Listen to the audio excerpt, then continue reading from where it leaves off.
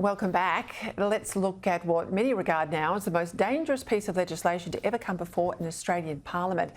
The bill, which is titled Combating Misinformation and Disinformation Bill, will give the government and the bodies called ACMA, the Australian Communications and Media Authority, the power to determine what's true and what is false online and hit you if you fall over that line with pretty heavy penalties, including criminal sanctions and jail time. Joining me to discuss this and more, Nick Cato from the Menzies Research Centre and John Roskin from the Institute of Public Affairs. Gents, welcome to the show. Thank you for your time. Nick, you have had a good look at this legislation, I know. I reckon it's one of the worst I've ever seen in a liberty sense, and I don't think that's an over-the-top comment. How do you regard it?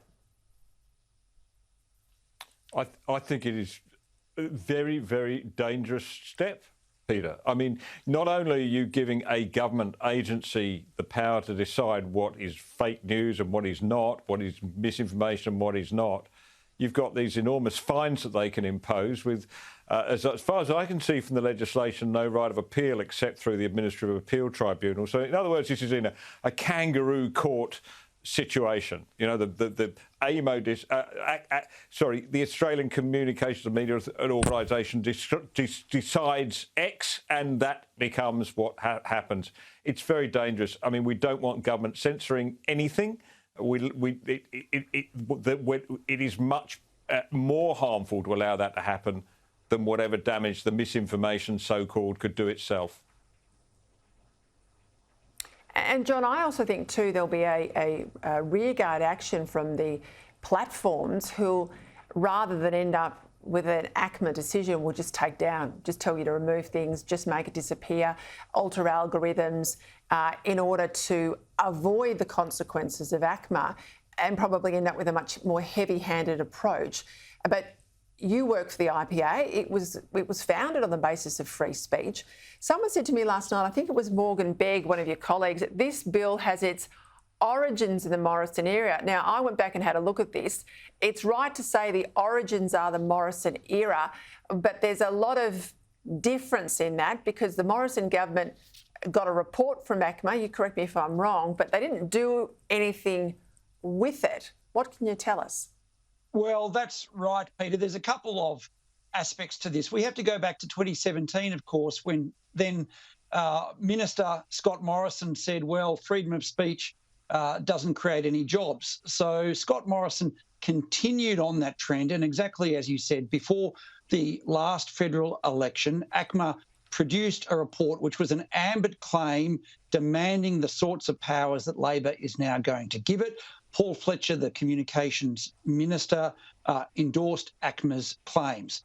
What Labor is doing is, in fact, much worse than anything the coalition endorsed, and the coalition shouldn't have endorsed what ACMA wanted.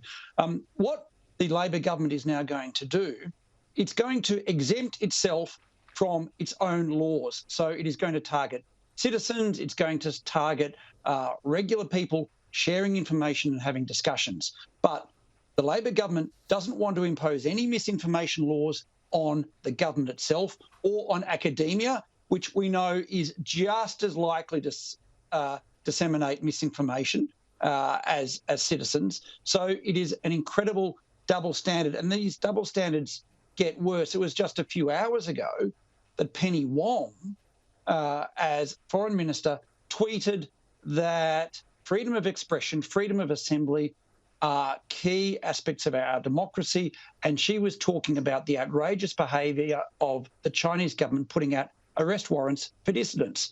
Now, what Penny Wong is talking about that China is doing is very bad, but she is part of a government that would make the Chinese government proud when they are trying to impose these sorts of censorship laws.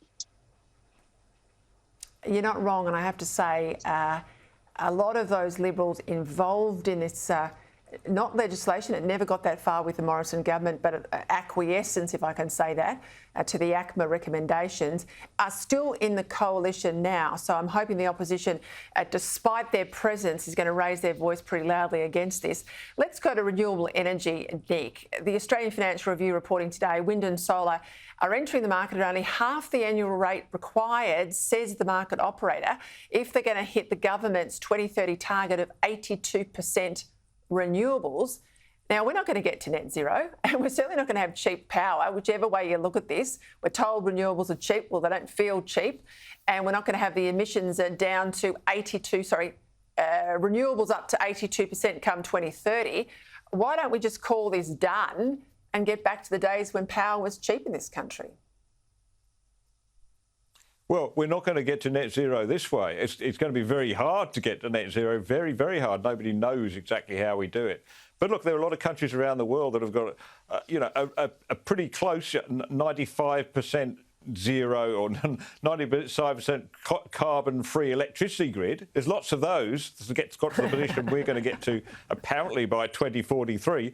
But look, they're all using a lot of hydro or hydro plus nuclear. There is no country in the world that has gone the Bowen route and is expected to do this with wind and solar alone, supported by batteries and huge, huge distances of new transmission lines. Nobody's done it, Peter. And the fact that they've had a year at this and it's not getting anywhere close to the pace they need to do, the investment isn't there, they should surely put up their hands and say, where's the plan B? And that's got to be small modular reactors.